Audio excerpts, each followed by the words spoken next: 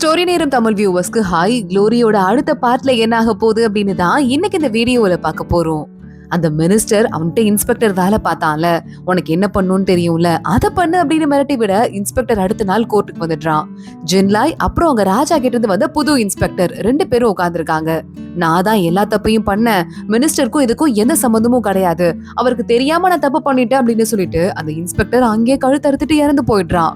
ஜின்லாய் ஷென்பாவை இந்த பார்த்த விஷயத்த சொல்றதுக்கு வரான். ஷென்பா, இது எனக்கு ஏற்கனவே தெரியும், அந்த இன்ஸ்பெக்டர் 30 வருஷமா மினிஸ்டர் கிட்ட வேலை பாக்குறான், இந்த அளவுக்கு நன்றி கூட அவனுக்கு இல்லாம இருந்தாதான் அதிசயம் அப்படின்னு கூலா சொல்லிட்டு இருக்கா. சரி ஷென்பா, இப்ப நீ என்ன பண்ண போற? யுன்ஷு ஓ வீட்ல இருந்துட்டே உனக்கு எதிராக ஒரு சூழ்ச்சி பண்ணிருக்கா, அவள் எதுவும் நீ பண்ண போறது இல்லையா அப்படின்னு கேட்க, பாத்துக்கலாம், அவசரம் கிடையாது, திருப்பி அவ என்ன கூப்பிடுவா அப்படின்னு ஷென்பா சொல்லிட்டு இருக்கா. அவ ஏதாவது பண்ணிட போறா, புரியுதா, நீ கேர்ஃபுல்லா இருந்துக்கோ அப்படின்னு சொல்ல, இந்த கேஸ் இன்னும் கம்ப்ளீட்டா முடியல, நிறைய விஷயங்கள் பாக்கி இருக்கு, அது எல்லாமே இனிமேதான் வரும். அதுவும் இல்லாம நன்னா மாறின அந்த பாவப்பட்ட லேடிய கொன்னது யாரு, இந்த கேள்விக்கெல்லாம் இன்னும் பதில் கிடைக்காம இருக்கு, அதை தேடணும் அப்படின்னு ஷென்பா சொல்றா. பாத்துக்கலாம் அப்படின்னு ஜின்லா எங்க இருந்து கிளம்புறான். இங்க இந்த மினிஸ்டர் புது இன்ஸ்பெக்டரை கூப்பிட்டு, பாத்தீங்களா உங்க முன்னாடி என் மேல எவ்வளவு ஈஸியா பழி போட்டாங்க, இதுல இருந்து தான் நீங்க தான் எனக்கு ஹெல்ப் பண்ணணும், புரியுதா, அதுவும் ராஜமாதாக்கு வந்துட்டு பர்த்டே வரப்போகுது, அதுக்கு எங்க எல்லா தலைவர்கள் கிட்ட இருந்தும் நாங்க கொடுக்க வேண்டிய கிஃப்ட் எல்லாம் வாங்கி கொண்டு போய் கொடுக்கறது உங்களோட பொறுப்பு, அதுக்காக தான் இங்க வந்திருக்கீங்க, அந்த வேலையை மெயினா நீங்க பாக்கணும், கவலைப்படாதீங்க அப்படின்னு அந்த இன்ஸ்பெக்டருக்கு இந்த மினிஸ்டர் அறிவுரை சொல்லிக்கிட்டு இருக்கான். சரியான பாயிண்ட் தான் அப்படின்னு இன்ஸ்பெக்டரும் ஒத்துக்கிறாரு. அடுத்து இன்ஸ்பெக்டர் கிளம்பினதுக்கு அப்புறமா தனியா அந்த மினிஸ்டர் உட்கார்ந்துட்டு இருக்கான். அவனை பார்த்து யாரோ பேசுறதுக்கு வந்திருக்காங்க, பார்த்தா பை இருக்கான்ல, அவன் இங்கதான் இருக்கான். பை தண்ணியில விழுந்ததுக்கு அப்புறமா கரை ஒதுங்கி இருக்கும் போது இந்த மினிஸ்டரோட ஆளு இன்ஸ்பெக்டர் தான் பார்த்து இவனை காப்பாத்தி பைய கூட்டு போயிருப்பான் போல. அதனால பை இப்போ மினிஸ்டருக்கு ஆதரவா வேலை பாக்குறான். அந்த வீட்டுல இருக்கிற பொம்பளைங்க யாருக்கும் மனசாட்சிங்கிறதே கிடையாது, நான் சும்மா விட மாட்டேன், உங்களுக்கு எப்படி ஹெல்ப் பண்ணணும்னு சொல்லுங்க, அந்த மாதிரி நான் ஹெல்ப் பண்றேன்னு பை சொல்ல, இப்படி வாப்பா வலிக்கு, நீ பழி வாங்கியே ஆகணும் அப்படின்னு சொல்லிட்டு அந்த ஆள் மினிஸ்டர் சொல்ல ஆரம்பிக்கிறான். இன்னொரு பக்கம் யுன்ஷி கிட்ட அந்த பொண்ணு லீ இருக்கான்ல, நான் அப்பாவை ரொம்ப மிஸ் பண்றேன், அப்பா தான் நல்லவரு, நீ கெட்டவ அப்படின்னு சொல்லிட்டு அங்கிருந்து நேரா ஓடி போயிடுறா. யுன்ஷி கொஞ்சம் ஷாக் ஆயிட்டு அமைதியா இருக்கா. அவ நேரா வீட்டு வாசல்ல யாரோ வெயிட் பண்ணிருக்காங்கன்னு வெளியே வரா. அவளோட ஹஸ்பண்ட், அதாவது இந்த லீ பாப்பா இருக்கால, அவளோட அப்பா தான் வந்து நிக்கிறான். இல்ல, லீய பார்த்து ரொம்ப நாள் ஆச்சு, இந்த சாப்பாடு உனக்கும் பிடிக்கும் அவளுக்கும் ரொம்ப பிடிக்கும், அதான் கொடுத்துட்டு போலான்னு வந்தேன்னு சொல்ல, அத வேலைக்கார பொண்ணு வாங்கிட்டு போக யுன்ஷி எதை கீழே தள்ளி விட்டுறா. எங்க வீட்டுல எதுக்கும் குறைச்சல் கிடையாது, உன் பொண்ணை பார்த்து இங்க இருக்கிற யாரும் சிரிக்க கூடாது அப்படின்னா இதுக்கு மேல இந்த இடத்துக்கு வராத, புரியுதான்னு சொல்ல, இல்லவ தூங்கும் போது அவ காதை யாராவது புடிச்சுக்கணும், அப்பதான் தூக்கம் வரும், அப்பா அப்பான்னு தேடிட்டே இருப்பா, என்ன ரொம்ப மிஸ் பண்றாளா, அவகிட்ட பேச கூட மாட்டேன், தூரமா இருந்து பாத்துட்டு போயிடுறா அப்படின்னு அவன் சொல்லிட்டு இருக்கான் அப்பாவியா. யுன்ஷி கண்ணுல இருந்து கண்ணீரா கொட்ட ஆரம்பிக்குது. ஆனா அதை தொடச்சிட்டு வராதுன்னு சொல்றேன்ல, இனிமே வராது அப்படின்னு திட்டிட்டு அங்க இருந்து உள்ள போயிடுறா. இவரோட ஹஸ்பண்ட் பயங்கர சோகமா அந்த பாத்திரத்தெல்லாம் எடுத்துட்டு இருக்கா. அங்க யாரோ வராங்க, பார்த்தா பை தான் இவனை கூட்டு போறதுக்காக வந்திருக்கான். இன்னொரு பக்கம் இந்த யுன்ஷு இருக்கால, அவ அங்க ராஜா டீ மரம் இருக்குல்ல, அந்த ராஜ மரத்துக்கு முன்னாடி வந்து நின்னுட்டு இதை மராமத்து பண்ணணும், இதை எப்படி மெயின்டைன் பண்றதுன்னு தெரியல, ஷென்பாவை போய் ஆளுங்க கூட்டிட்டு வர சொல்லுங்க அப்படின்னு சொல்லிடுறாங்க. ஒரு நாள் கூட்டு போயும் நம்ம ஷென்பா வரவே இல்லை போல. அதனால யுன்ஷு அடுத்த நாள் பல்லக்குல ஏறி உட்காந்து ஷென்பா இருக்கிற டீ மலைக்கே போயிடுறா. நீங்க எப்ப வந்து அந்த மரத்துக்கு ஹெல்ப் பண்ண போறீங்க, ஒரு வேலை உங்களுக்கு உங்களுக்கு துரத்தி வேணா விட்டுருக்கலாம் பாட்டி, ஆனா குடும்பத்து மேல உங்களுக்கு அக்கறை இருக்குல்ல அப்படின்னு யுன்ஷு சொல்ல, ஷென்பா பாக்குறா, நீ வர வர ரொம்ப ஓவரா ஆசைப்படுற, ரொம்ப தப்பான வழியில போயிட்டு இருக்க அப்படின்னு சொல்ல, நீங்க சீக்கிரம் வந்துருங்க, நான் வெயிட் பண்ணிட்டே இருப்பேன் அப்படின்னு சொல்லிட்டு கண்டுக்காம யுன்ஷு மறுபடியும் பல்லக்கிலேயே ஏறி போயிடுறா. யூ பாக்குறா, இவளுக்கு எவ்வளவு திமிரு பாத்தியா, நான்லாம் உன்னை மதிச்சிட்டு இருந்தேன், இப்ப பாரு அவ என்னமா திமிரு காட்டிட்டு இருக்கா பாரு அப்படின்னு கண்டபடி திட்டிக்கிட்டு இருக்கா. ஷென்பா அதெல்லாம் கண்டுக்காம கேஷுவலா பாத்துக்கலாம் அப்படின்னு சொல்லிடுறா. இங்க ரொம்ப நாளாவே இந்த பைத்தியம் ஆயிட்டான்ல ஒருத்தன், நான் தான் என் பொண்டாட்டியை கொன்னேன் அப்படின்னு சொல்லிட்டு அவன் இன்னும் உயிரோட தானே இருக்கான், இப்ப இவனை வட்டாதான் நம்ம மினிஸ்டரை பிடிக்க முடியும் அப்படின்னு சொல்லிட்டு ஜின்லா எங்க வந்துடுறான். அந்த மினிஸ்டர் பேரை சொல்லி அவர் உன்னை என்ன பண்ணாருன்னு கேட்க, ஒன்னே இருந்தாலும் பைத்தியமா இருந்தா கூட பயந்து நடுங்குறான். ஏதாவது ஒண்ணு சொன்னா அந்த மினிஸ்டர் பேரை சொன்னாலே இவன் பயந்து நடுங்குறான். அந்த அளவுக்கு இவனை போட்டு டார்ச்சர் பண்ணிருக்காங்க. இந்த கேஸ விசாரிக்கணும் அப்படின்னா இவனே ஏதாவது பதில் சொன்னாதான் முடியும் போல, ஆனா இவன் பதில் சொல்றதுக்கு வாய்ப்பே இல்ல போலயே அப்படின்னு ஜின்லாய் புலம்ப ஆரம்பிக்கிறான். இங்க ஷென்பா நேரா உள்ள போய் மரத்தை பாக்குறதுக்கு போயிடுறா. ராஜ மரத்துக்கு எதுவும் ஆயிடக்கூடாது அப்படின்னு பாத்துட்டு இருக்கா. பாட்டிய பாக்கணும்னு சொல்ல, யுன்ஷு மரத்தை நீங்க பாக்கலாம், பாட்டி ஆனா யாரையும் உள்ள விடக்கூடாதுன்னு சொல்லிருக்காங்க, சோ நீங்க ஒன்னும் டைம் வேஸ்ட் பண்ணிட்டு இருக்காதீங்க, மரத்தை பாத்தீங்களா, என்ன ஸ்டெப் எடுக்கணுமோ அதை உங்க ரூம்ல இருந்து ஸ்டெப் எடுத்துட்டு கிளம்பி போயிருங்க அப்படின்னு சொல்லிட்டு யுன்ஷு அங்க இருந்து கிளம்புறா. இந்த லீயோட அப்பா இருக்கான்ல, அவங்க சீச்சி இருக்கும் போது டீ மலைக்கு வரான். என் பொண்ணு இங்க இருக்காலாம், அவதான் சொன்னா யுன்ஷி, நான் அவளை பாக்கலாமா அப்படின்னு கேட்க, உங்க பொண்ணு அங்க விளையாடிட்டு இருக்கா பாருங்க அப்படின்னு சீச்சி சொல்றா. இவன் வேகமா வேகமா ஓடி போறான். லீய தூக்கி கட்டி பிடிச்சு கொஞ்சிக்கிட்டு இருக்கான். யூயூ கூட வந்து பாத்துட்டு யுன்ஷி அக்கா இவன் கிட்ட என்ன பார்த்தான்னு தெரியல, இவ்வளவு வீக்கான ஒரு ஆம்பளையா இருக்கான், இவனை பார்த்து மயங்கி வச்சிருக்கான் அப்படின்னு சொல்ல நீ வாயை மூடுன்னு சீச்சி திட்டிட்டு இருக்கா. இந்த சிஸ்டர்ஸ் 3 பேரும் அடிச்சு ஜாலியா விளையாடிட்டு இருக்காங்க. இதான் சமயம்னு பார்த்து லீய தூக்கிட்டு அந்த யுன்ஷியோட ஹஸ்பண்ட் அங்கிருந்து கிளம்பி ஓடி போயிடுறான். ஷென்பா அவளோட ரூம்க்கு வந்துட்டு இருக்கா. யான் இங்கேயே வெயிட் பண்ணிட்டு இருக்கான். ஷென்பா அப்படின்னு சொல்லிட்டு பார்க்கும் போதே பாட்டியோட ரூம்குள்ள போக விடாம அவளை தடுக்கிறதுக்காக ஆளுங்க எல்லாம் கையில வாளோட போய் காவலுக்கு நிக்கிறாங்க. ஷென்பா சொல்லு, உனக்கு ஏதாவது ஹெல்ப் வேணுமா அப்படின்னு யான் கேட்க எனக்கு எந்த ஹெல்ப்பும் தேவையில்லைன்னு சொல்லிட்டு ஷென்பா நேரா ரூம்குள்ள போயிடுறா. வேலைக்கார பொண்ணையும் ரூம்குள்ள போனதும் வெளியே அனுப்பிட்டு நீ வெளியே வா அப்படின்னு கூப்பிட ஜின்லாய் ஒளிஞ்சிருக்கான். அவன் வெளியே வரான். நான் இருப்பேன் உனக்கு எப்படி தெரிஞ்சது அப்படின்னு சொல்லிட்டு ஜின்லாய் கேட்க ஏதாவது எனக்கு ஒரு விஷயம்னா மூக்க நுழைச்சிட்டு நீ முன்னாடி வருவன்னு கூட எனக்கு தெரியாதா, அது கூட தெரியாமல நான் இருப்பேன் அப்படின்னு சொல்லிட்டு நீ எனக்கு ஒரு ஹெல்ப் பண்ணணும் அப்படின்னு கேட்டுட்டு இருக்கா ஷென்பா. ஜின்லாய்க்கு பயங்கரமா ஹாப்பி ஆயிடுது. அவ சட்டையை பிடிச்சிட்டு அவன் வேணுமான்னு கேட்டப்போ ஹெல்ப் வேணான்னு சொன்னேன், ஆனா ஏன்ட்ட கேக்குற, அப்ப நான் உனக்கு ஸ்பெஷல் தானே அப்படின்னு கேட்க பல்ல காட்டிட்டு இருக்கான். அதை கூட ஒட்டு கேட்டுட்டியா அப்படின்னு ஷென்பா கேட்டுட்டு எனக்கு சில ஃபைல்ஸ் எல்லாம் பார்க்கணும், கிஃப்ட் கொடுத்திருப்பாங்கல்ல அந்த ஃபைல்ஸ் எல்லாம் பார்க்கணும்னு சொல்ல அதெல்லாம் ரெடி பண்றேன், வேற என்ன வேணும் அப்படின்னு ஜின்லாய் அவகிட்ட கேட்டுட்டு இருக்கான். இங்க இந்த பை இருக்கான்ல, பை எந்த வீட்ல, மினிஸ்டர் வீட்ல இருக்கான். இப்போ இந்த லீ பாப்பாவை கூட்டிட்டு யுன்ஷியோட ஹஸ்பண்டும் அந்த வீட்டுக்கே வந்துடுறான். உங்க பொண்ணுங்க யாரும் எதுவும் பண்ண மாட்டாங்க, நீங்க கவலைப்படாதீங்க, அந்த குடும்பத்துல இருக்கிற பொண்ணுங்க எல்லாம் கொடூரமானவங்க, ஆம்பளைங்களை கிள்ளிக்கீரையா மதிப்பாங்க, நம்ம பாத்துக்கலாம் அப்படின்னு சொல்லிட்டு பை அந்த பையனுக்கு ஏதோ ஏத்தி விட்டுட்டு இருக்கான். இங்க சீச்சி வரா. யுன்ஷி கிட்ட சொல்லிட்டு இருக்கா, நீங்க அனுப்பிதான் அவன் வந்தேன்னு சொன்னா, அதனாலதான் பாப்பாவை பார்க்க விட்டேன், தூக்கிட்டு போயிட்டான்னு சொல்ல இந்த ஊரை விட்டு எங்கேயும் போயிருக்க முடியாது, நான் பாத்துக்கிறேன் அப்படின்னு யுன்ஷி சொல்றா. அவளுக்கு ஏதோ லெட்டர் வருது, ஷாக் ஆகுறா.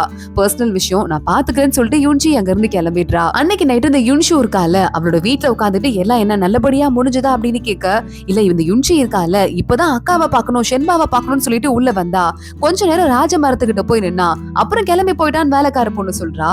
திடீர்னு பார்த்தா ராஜ மரம் தீப்பத்தி எரிய ஆரம்பிக்குது. யுன்ஷி வேகமா ஓடி வரா. மரம் எரியறத பார்த்துட்டு ஒண்ணும் பண்ண முடியல. கிட்டத்தட்ட பாதி மரத்துக்கு மேல கருகிருச்சு வரதுக்குள்ளேயே. ஷென்பா வரா, யுன்ஷி வரா, எல்லாரும் இந்த இடத்துக்கு வந்துடுறாங்க. யானுக்கும் தகவல் தெரியுது. அவனும் ஷாக் ஆயிட்டு இருக்கான், என்னடா இப்படி ஆயிடுச்சு அப்படின்னு. நேரா யுன்ஷு திரும்பி யுன்ஷிய பார்த்து, நீதான் கொஞ்ச நேரத்துக்கு முன்னாடி வந்துட்டு போனதா சொன்னாங்க, இப்பதானே எனக்கு புரியுதுன்னு சொல்ல யுன்ஷி பாக்குறா. உனக்கு ஒரு மரத்தை பாத்துக்கிறதுக்கு துப்பிலனா அதை டைரக்டா சொல்லிடு, என் மேல பழிய போடுற வேலை வச்சுக்காத, நான் வந்தேன் மரத்து கூட ஒரு 10 நிமிஷம் நின்னுட்டு இருந்தேன், அதுக்குள்ள என்னால என்ன பண்ண முடியும் அப்படின்னு அவ கேட்டுட்டு இருக்கா. ஷென்பா பாக்குறா. யுன்ஷுவை நேரா ஒரு அறை விட்டுறா.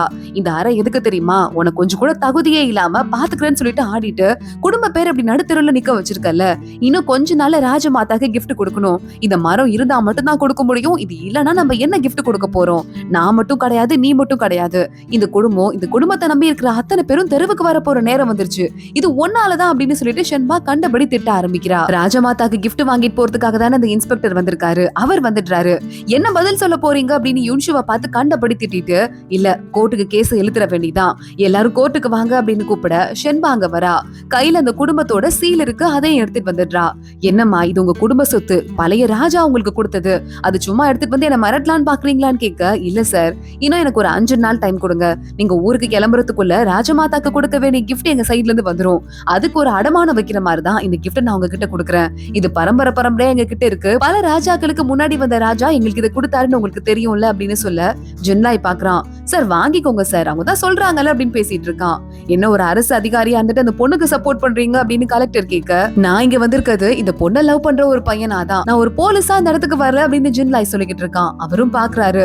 அமைதியா அந்த சீல் அங்க இருந்து வாங்கிட்டு போயிடுறாரு. ஷென்பா யுன்ஷுவை பார்த்துட்டு கொஞ்ச நாளைக்கு அடங்கி உடங்கி ரூம்ல உட்காந்துரு, இந்த பிரச்சனையை நான் முடிச்சிட்டு அப்புறம் வந்து நான் டீல் பண்ணிக்கிறேன் அப்படின்னு அங்க இருந்து கிளம்பி போயிடுறா. பை பாத்துட்டு இருக்கான். நீ சூப்பர் வேலை பண்ணிருக்கப்பா அப்படின்னு மினிஸ்டர் ரொம்ப கலக்கலா வேலை பண்ணிருக்க, அந்த குடும்பத்தையே நடுத்தரவுக்கு கொண்டு வந்துட்ட அப்படின்னு சொல்ல, நீங்க சொன்ன என்ன வேலையோ அதை தான் சார் பண்ணேன், எனக்கு கொஞ்சம் ஹெல்ப் நீங்க அதுல இருந்து பண்ணுங்க அப்படின்னு சொல்லிட்டு பை சொல்றான். உன்னை நான் பாத்துக்கிறேன் அப்படின்னு அந்த மினிஸ்டர் சொல்லிக்கிட்டு இருக்கான்.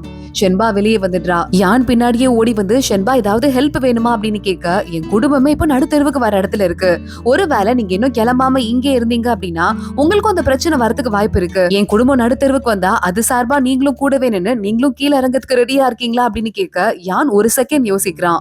ஷென்பா எனக்கு பதில் தெரிஞ்சிருச்சுன்னு திரும்பி பாக்குறா. ஜின்லாய் எல்லாத்துக்கும் ரெடியா இருக்கான். வா போலாம், கேஸ் என்ன நடக்குதுன்னு ஒரு கை பாத்துடலாம் அப்படின்னு அவனோட வண்டியில அவளை ஏத்திட்டு அங்க இருந்து கூட்டு போயிட்டு இருக்கான். யானுக்கு இப்ப புரியுது, நம்ம எப்பவுமே ஷென்பா கூட நிக்க மாட்டோம் போல, ஆனா ஜின்லாய் நிப்பான் போல அப்படின்னு யோசிக்க ஆரம்பிக்கிறான். இங்க யுன்ஷு உள்ள ஓடி வரா. பை இங்க நின்னுட்டு இருக்கான். பாத்துட்டா. என்னது, நீதான் அந்த மரத்தை பத்த வச்சியா அப்படின்னு யுன்ஷு கேட்க, நீ உயிரோட இருக்கியா சாகலையா அப்படின்னு ஒரு வார்த்தை கேட்க மாட்டல்ல, மரத்தை பத்த வச்சனான்னு கேக்குற, உன்ன மாதிரி ஆளுங்க எல்லாம் உயிரோடயே இருக்க கூடாது அப்படின்னு பை சொல்லிட்டு இருக்க. அன்னைக்கு நான் உன்னை உயிரோட விட்டுருக்க கூடாது, முழுசா கொன்னுட்டு அப்புறம் தண்ணிக்குள்ள தள்ளி விட்டுருக்கணும் அப்படின்னு யுன்ஷு சொல்றா. பை அவளை பயங்கரமா முறைக்க ஆரம்பிக்கிறான். இங்க ஜின்லாய் கிட்ட ஷென்பா சில டாக்குமெண்ட் எல்லாம் கேட்டால, அந்த டாக்குமெண்ட் எல்லாம் கொண்டு வந்து ஷென்பாட்ட கொடுத்துட்டு இருக்கான். அப்படியே கொஞ்சம் கொஞ்சமா அவ கையை பிடிக்கலாம் அப்படின்னு ட்ரை பண்றான். ஷென்பா டக்குன்னு கை எடுத்துடுறா. இதுல எல்லாம் நல்லா கரெக்டா இருப்பா அப்படின்னு சொல்லிட்டு ஜின்லாய் அவளையே பாத்துட்டு இருக்கான். இப்ப நீ என்ன பண்ண போற அப்படின்னு இந்த பிரச்சனையை சமாளிக்கிறதுக்கு தெரிஞ்ச மாதிரி சீன் போட்டு வந்தேன்ல, உண்மையை சொல்லவா, எனக்கே இந்த பிரச்சனையை எப்படி சமாளிக்கணும்னு சத்தியமா தெரியாது அப்படின்னு ஷென்பா சொல்றா. ஒரு டீயை பத்தின ஒரு புத்தகம் இருக்கு, பல 100 வருஷமா அந்த புத்தகம் கை மாறிக்கிட்டே இருக்கு. இப்போ அந்த புத்தகம் எங்க இருக்குன்னு தெரியல, அதை நம்ம கண்டுபிடிச்சோம்னா ராஜமாதாக்கு கொடுக்கிற பெஸ்ட் கிஃப்டா அது இருக்கும் அப்படின்னு ஷென்பா சொல்றா. ஜின்லாய் பாக்குறான், நிஜமாவா, அதை தேடலாம் அப்படின்னு சொல்லிக்கிட்டு இருக்கான். இந்த மினிஸ்டருக்கு இந்த விஷயத்த போய் பை சொல்லிட்டு இருக்கான். இந்த மாதிரி நான் கேள்விப்பட்டேன் அப்படின்னு, நான் உனக்கு ஹெல்ப் பண்றேன்ப்பா அப்படின்னு சொல்லிட்டு அவர் சில விஷயங்களை சொல்றாரு.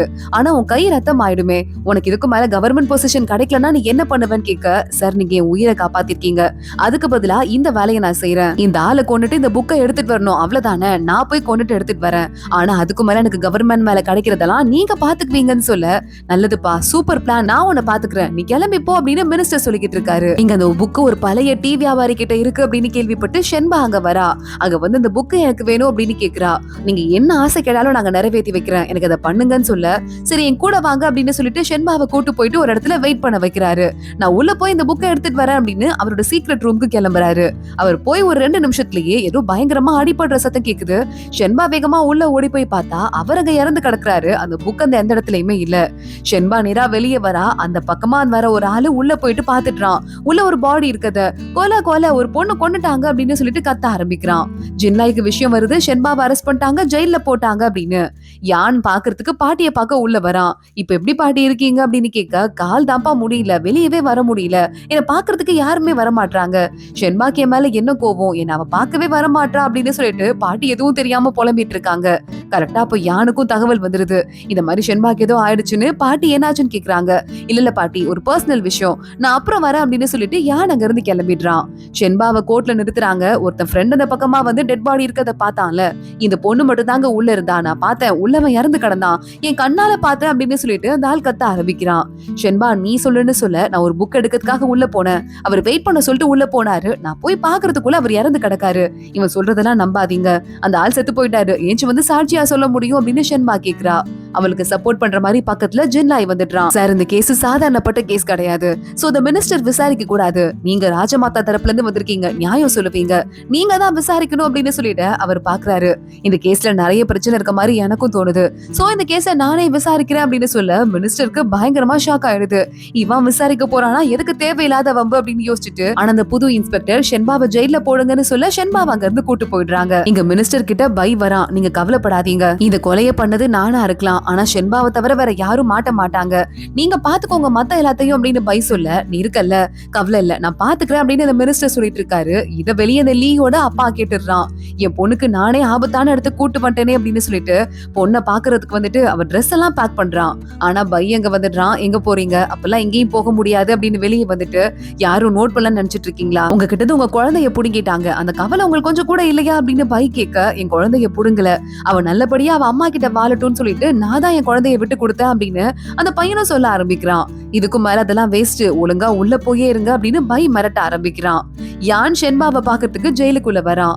என்னாச்சு, ரொம்ப கஷ்டமா இருக்கு அப்படின்னு யான் சொல்லிட்டு இருக்க, இது ஒரு டிராப்னு எனக்கே தெரியும், நான் வாலண்டியரா தான் போய் மாட்டினேன், நான் பாத்துக்கிறேன் அப்படின்னு சொல்லிட்டு இருக்கா ஷென்பா. இங்க பாரு ஷென்பா, நான் சொல்றதை கேளு, அன்னைக்கு நான் பதில் சொல்ல ஒரு செகண்ட் யோசிச்சுட்டேன், இப்ப சொல்றேன், என்ன ஆனாலும் பரவாயில்ல, ஒருவேளை உன்னால நானும் அகதியா ரோடு ரோடா திரிஞ்சாலும் பரவாயில்ல, நீ என்ன நம்புற வரைய நான் உனக்கு தான் ஹெல்ப் பண்ணுவேன், வேற யார பத்தியும் எனக்கு கவலை இல்ல அப்படின்னு அவன் சொல்லிடுறான். அங்க ஜின்லாயோட குரல் கேக்குது, அந்த அளவுக்குலாம் நீ கஷ்டப்பட வேண்டாம், நீங்க போய் உங்க வேலையை பாருங்க, நான் பாத்துக்கிறேன், அவளை காப்பாத்துறது எப்படின்னு எனக்கு தெரியும் அப்படின்னு சொல்லிக்கிட்டு இருக்கான். ஷென்பா பாக்குறா, யான் நீங்க வந்துட்டு ரொம்ப ஃபீல் பண்ணாதீங்க, போய் ரெஸ்ட் எடுக்கிற வழியை பாருங்க அப்படின்னு யான் அவளே வெளியே அனுப்பிடுறா. ஜின்லாய் திரும்பி பார்த்துட்டு ஷென்பாவை பார்த்து கொஞ்சம் ஓரமாவா உட்காந்து பேசணும் அப்படின்னு சொல்லிட்டு கூப்பிட்டு இருக்கான். அவர் பாவம் துறவி ஆயிருப்பாரு, அவரை கூட்டு வந்து உங்ககிட்ட காதல வேலை வச்சு என்னெல்லாம் பண்ற ஷென்பா, ஜெயிலுக்கே அவரை வர வைக்கிற அப்படின்னு ஜின்லாய் அவரை கிண்டல் பண்ணிக்கிட்டு இருக்கான். ஷென்பா உட்கார்றா, எனக்கு உன்னோட ஹெல்ப் ஒண்ணு வேணும் அப்படின்னு கேட்டுட்டு இருக்கா. ஆனா அது ஒரு பெரிய ரிஸ்க், மாட்டினா எல்லாருமே பாதிக்கப்படுறதுக்கு வாய்ப்பு இருக்குன்னு சொல்ல, அதுக்கு தானே நான் இருக்கேன், என்ன வேணும் கேளு அப்படின்னு ஜின்லாய் சொல்றான். இன்னொரு பக்கம் நம்ம பை மறுபடியும் யுன்ஷுவை பாக்குறதுக்கு வரான். இங்க பாரு, ஷென்பாக்கு நாளைக்கு தண்டனை கிடைக்க போகுது, ஷென்பாவை யார் நினைச்சாலும் காப்பாத்த முடியாது, அது சொல்லிட்டு போகதான் வந்தேன் அப்படின்னு அவன் அங்க இருந்து கிளம்புறான். ஒருத்தன் கூட இறந்து போயிட்டான்னு சொல்லிட்டு கண்ணு தெரியாத அவனோட அம்மாவும் பொண்ணும் வந்திருந்தாங்கல்ல, இப்போ அவங்க மினிஸ்டரோட வீட்டு முன்னாடி நின்று நீதிமணி அடிக்கிறாங்க, அந்த கேஸ்ல எனக்கு சம்பந்தம் இருக்கு அப்படின்னு. கேஸ் மறுபடியும் ஓபன் ஆகுது. இந்த இன்ஸ்பெக்டர் வந்துடுறாரு, ராஜ இன்ஸ்பெக்டர். அவர் முன்னாடி இந்த புக்கை சப்மிட் பண்ணிட்டு, இதாங்க என்னோட புக்கு, அந்த புக்கு என்கிட்டதான் இத்தனை நாள் இருந்ததுன்னு சொல்லிட்டு, இதான் அந்த அதிசய புக்கு சப்மிட் பண்ண மினிஸ்டர் பாத்துட்டு இருக்கான். பரவாயில்லையே, இந்த புக் இவர்கிட்ட தான் இருக்கு. ஆனா அந்த ஷென்பா என்ன சொன்னாங்க, அவர்கிட்ட தான் இருக்கு, அதை யாரோ திருடிட்டு கொலை பண்ணிட்டு போயிட்டாங்கன்னு சொன்னாங்க. இப்ப இந்த புக் எங்க இருக்கு நமக்கு தெரிஞ்சிருச்சு. இப்போ ஷென்பா கொலை பண்றதுக்காக தான் அங்க போயிருக்கான்னு உறுதி ஆயிருச்சு. நீங்க என்ன சொல்றீங்க அப்படின்னு மினிஸ்டர் கேட்டுட்டு இருக்கான். இப்பதான் ஜின்லாய் ஒரு பிளாஷ்பேக்கை யோசிச்சு பாக்குறான். ஷென்பா கிட்ட, ஷென்பா நீ என்கிட்ட ஏதாவது உண்மையை சொல்லாம மறைக்கிறியா, ஏதோ நீ என்கிட்ட சொல்லாம இருக்க மாதிரி எனக்கு ஒரு ஃபீல் இருக்கு அப்படின்னு சொல்லிட்டு ஜின்லாய் கேட்டுட்டு இருந்திருக்கான். ஷென்பா ஆனா எதை பத்தியுமே கண்டுக்காம அவ பாட்டுக்கு அமைதியா சிரிச்சுக்கிட்டே இருக்கா. ஜின்லாய்க்கும் என்ன பண்றதுன்னு தெரியல. அதே மாதிரி பைக் கிட்ட இந்த மினிஸ்டரும் கவலைப்படாத, அந்த புக்கு எல்லாமே என் கிட்டதான் இருக்கு அப்படின்னு சொல்லிட்டு, இது நீ என்ன தெரியுமா பண்ற, இதை வந்து நமக்கு எப்படியாவது ஆதாரம் அன்னைக்கு வந்து கிடைக்கிற மாதிரி ரெடி பண்ணிரு. ஷென்பா சப்மிட் பண்ண புக் எல்லாம் ஃபேக் அப்படின்னு தெரிஞ்சது, அவளுக்கு அவ்வளவுதான், தண்டனை கண்டிப்பா கிடைக்கும். இது இந்த பைத்தியம் ஆயிட்டான்ல, அவன் கிட்டது நான் தான் அந்த புக்கை எடுத்து வச்சிருக்கேன் அப்படின்னு மினிஸ்டரும் கொடுத்திருக்கான். அந்த லீபாப்பாவை அவங்க அப்பா கூட்டிட்டு இந்த வீட்டுல இருந்து இன்னைக்காவது தப்பிச்சு போயிடணும் அப்படின்னு சொல்லிட்டு எப்படியோ கஷ்டப்பட்டு கயிறெல்லாம் கட்டி காம்பவுண்ட் சவரை எகிரி குதிக்கிறான். ஆனாலும் ஆளுங்கெல்லாம் அவனை தேடிட்டு வந்துடுறாங்க. அவன் அந்த பாப்பாவை கூப்பிட்டு ஓடி போயிடு, அம்மா எங்க இருக்காலோ அங்க தேடி ஓடிப்போ அப்படின்னு சொல்ல அவ கடகடன்னு ஓட ஆரம்பிக்கிறா. சீக்கிரம் ஓடு ஓடு அப்படின்னு கத்திட்டு இருக்கும் போதே ஆளுங்க அவனை சுத்தி வளைச்சிடுறாங்க. எங்க உன் பொண்ணு, எங்க உன் பொண்ணு அப்படின்னு சொல்லிட்டு இவனை போட்டு அடிச்சிட்டு இருக்காங்க. அடி வாங்கிட்டு இருக்கான். திடீர்னு பார்த்தா ஏதோ சத்தம் கேக்குது. அவன் திரும்பி பார்த்தா நம்ம யுன்ஷி தான் அவனை காப்பாத்துறதுக்கு ஆளுங்களோட வந்துட்டு இருக்கா. இவனோட கையை பிடிச்சிட்டு பைத்தியக்காரா அப்படின்னு திட்ட ஆரம்பிக்கிறா. அடுத்த நாள் மறுபடியும் கோர்ட்ல கேஸ் நடக்குது. அங்க அந்த செத்து போயிருக்கான்ல, அவனோட பாடியை கொண்டு வந்து வச்சிருக்காங்க. அந்த பாட்டியும் அங்க வந்துடுறாங்க. தப்பானவங்களை வந்து திருப்பி அரெஸ்ட் பண்ணாதீங்க, ஷென்பாக்கு இதுல சம்பந்தம் கிடையாது, அந்த புக்கு என்கிட்ட தாங்க இருக்கு அப்படின்னு சொல்லிட்டு அவங்களும் சொல்ல ஆரம்பிக்கிறாங்க. ஜின்லாய் அமைதியா பாத்துட்டு இருக்கான். அப்ப அந்த கொலைய பார்த்தேன்னு சொன்னால, நான் என் கண்ணால பாத்தேங்க, இந்த பையன் அப்பதான் இறந்து போயிருந்தான், இந்த பொண்ணு ரூம் குழந்து வந்திருந்தா, இதுக்கும் மேல எனக்கு ஆதாரம் வேணும் அப்படின்னு சொல்லிட்டு அவனும் ஷென்பா மேல கம்ப்ளைண்ட் பண்ணிக்கிட்டே இருக்கான். அப்போ ஷென்பா, இந்த புக்கு நான் வந்து சப்மிட் பண்றேன்னு சொன்னேன்ல, இதாங்க ஒரிஜினல் காப்பி, இதை நீங்க பாத்துக்கோங்க அப்படின்னு சப்மிட் பண்ண போறா. பை அங்க வரான். இல்ல சார், இதான் ஒரிஜினல் காப்பி, நான் சப்மிட் பண்றேன், அவ கையில இருக்கிறது ஃபேக் அப்படின்னு சொல்ல உடனே இந்த ராஜ இன்ஸ்பெக்டர் பாக்குறாரு. மினிஸ்டர் கிட்ட இந்த ரெண்டு புக்கையும் நீங்க பாருங்க, எது உண்மை எது ஃபேக்னு சொல்லிட்டு உங்களால கண்டுபிடிக்க முடியும்ல, நீங்க செக் பண்ணுங்க அப்படின்னு சொல்லிடுறான்.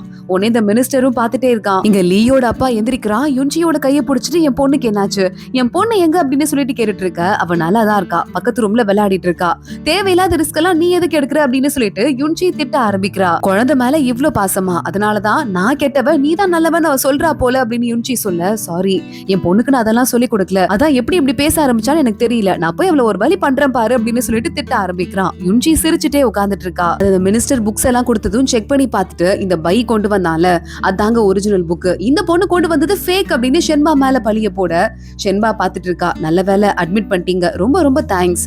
இந்த மாதிரி புக் எல்லாம் அரசு பதவி வகிக்கிறவங்க கிட்ட இருக்கவே இருக்காது, ஒன்லி எங்களை மாதிரி வியாபாரிங்க தான் வச்சிருப்பாங்க. அது ஒரு வேலை அரசு பதவியில இருக்கிறவங்களுக்கு வந்துச்சுன்னா அது ஒரு பெரிய பாவம், அரசு சம்பந்தமாவே தண்டனை கொடுக்கணும் அதுக்கு. இந்த புக்கு உங்ககிட்ட எப்படி வந்துச்சு அப்படின்னு ஷென்பா கேக்குறா. என்கிட்ட எப்படி வந்துச்சு, எனக்கு என்ன இதுக்கு புக்குங்க என்ன சம்பந்தம், தப்பி தவறு ஏதாவது ஒளறிக்கிட்டு இருக்காது அப்படின்னு சொல்லிட்டு இந்த மினிஸ்டர் கத்த ஆரம்பிக்கிறான். ஒரு வியாபாரிக்கும் அவனோட பொண்டாட்டிக்கும் சண்டைய வர வச்சு அந்த பொண்டாட்டி அங்கிருந்து ஓட வச்சு அதுக்கப்புறமா அந்த பையனை ஜெயில போட்டு அவனை பைத்தியக்காரனாக்கி அவன் கிட்ட இருந்து இந்த புக்கை திருடி எவ்வளவு வேலை பார்த்திருக்கீங்க. இந்த மாதிரி ஒரு பொக்கிஷத்தை உங்ககிட்ட இருக்கவே கூடாது, ஆனா அப்பயும் உங்ககிட்ட வச்சுக்கிறதுக்காக என்னெல்லாம் வேலை பார்த்திருக்கீங்க அப்படின்னு சொல்ல, அது என்னோடது இல்ல அப்படின்னு மினிஸ்டர் கத்த ஆரம்பிக்கிறான். பை பாக்குறான். ஷென்பாவை பார்த்து சிரிச்சுட்டு டக்குன்னு கால்ல விழுந்துட்டு, இத்தனை நாள் இந்த மினிஸ்டர் கூட தான் நான் இருந்தேன், இந்த புக் அவரோடது, அவரே என் கையில கொடுத்தாருன்னு சொல்ல இப்பதான் மினிஸ்டருக்கு புரியுது, நம்மள வந்து வச்சு செய்யறதுக்காக எல்லாரும் ஒன்னா சேர்ந்து ஏமாத்திருக்காங்க அப்படின்னு. பை போறான், அங்க டெட் பாடி இருக்குல்ல, அவர் தலையில இருந்து ஏதோ ஒரு ஊசி ஒண்ணு எடுக்கிறான். டக்குன்னு அந்த டெட் பாடியில இருந்து அவர் எந்திரிச்சிடுறாரு. கடைசியில பார்த்தா அவர் பாடியே இல்ல போல. கரெக்டா ஏதோ ஒரு நரம்ப அக்குபஞ்சர் மாதிரி பண்ணி அவர் இறந்த மாதிரி ஒரு மனநிலைமைக்கு கொண்டு போயிட்டு அவர் வச்சிருக்காங்க. இப்ப அவர் எந்திரிச்சிட்டு, யாரும் பயப்படாதீங்க சார், நான் இறந்தெல்லாம் போகல, நான் ஜஸ்ட் ஒரு பெர்ஃபார்மர் தான். அவங்க இந்த ஊசி குத்துனது மூலமா என்னோட நரம்பெல்லாம் பாஸ் பண்ணி வச்சுட்டாங்க. இப்போ நான் டக்குன்னு எந்திரிச்சிட்டேன், வேற ஒண்ணும் இல்ல. இந்த ஷென்பா மேடம் தான் காசு கொடுத்து இந்த மாதிரி நான் நடிக்க சொன்னாங்க அப்படின்னு சொல்ல பை ஷென்பாவை பாக்குறான். ஷென்பா உடனே சொல்றா, இந்த பையோட நான் சேர்ந்து கூட்டணி போட்டு இந்த மினிஸ்டர் என்னெல்லாம் தப்பு பண்றாருன்னு வெளியே கொண்டு வரதுக்காக தான் இந்த வேலையெல்லாம் பண்ணனு சொல்ல ஜின்லாய் பாக்குறான். என்னமா எனக்கே தெரியாம பிளான் போட்டிருக்கா பாரு அப்படின்னு சொல்லிட்டு இந்த மினிஸ்டர் பயந்து நடுங்கிக்கிட்டு இருக்கான். ராஜா இன்ஸ்பெக்டர் பாக்குறாரு, இங்க பாருங்க ஷென்பா, நீங்க பண்ணது கரெக்டான விஷயம் தான், கெட்டவங்களை வெளிச்சத்துக்கு கொண்டு வந்திருக்கீங்க. ஆனா நீங்க என்ன பண்ணிருக்கீங்க, கோட்டையே காமெடி பண்ணி வச்சிருக்கீங்க. முதல்ல இந்த மினிஸ்டரை கூட்டு போங்க, அவனை தூக்கி ஜெயில போடுங்க.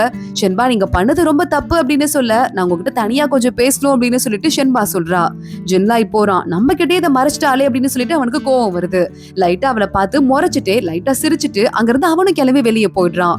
உடனே ராஜா இன்ஸ்பெக்டர் என்ன சொல்லணும் என்கிட்ட தனியா அப்படின்னு கேட்க, நான் ராஜா மாதாக்கு கிஃப்ட் கொடுக்குறேன்னு சொன்னேன். அது வெறும் புக்கு மட்டும் கிடையாது, அதை அடிப்படையா வச்சு என்னால வேற எதுவும் பெருசா செய்ய முடியாது. ஆனா ஊழல் பண்ற ஆளுங்க எங்க இருக்காங்களோ அவங்கள வெளிக்காட்டுறதுக்கு என்னால முடியும். அதை வெளிக்காட்டுறதுக்கு ஒரு சின்ன சிச்சுவேஷனா இதை யூஸ் பண்ணிக்கிட்டேன். இதான் இந்த தடவை நான் ராஜா மாதாக்கு கொடுக்குற கிஃப்ட் அப்படின்னு சொல்லிட்டு ஷென்பா சொல்லிடுறா. ஏன்னா மரம் எரிஞ்சு போயிடுச்சு, அவளால டீ எதையும் ப்ரொடியூஸ் பண்ணி கொடுக்க முடியாது.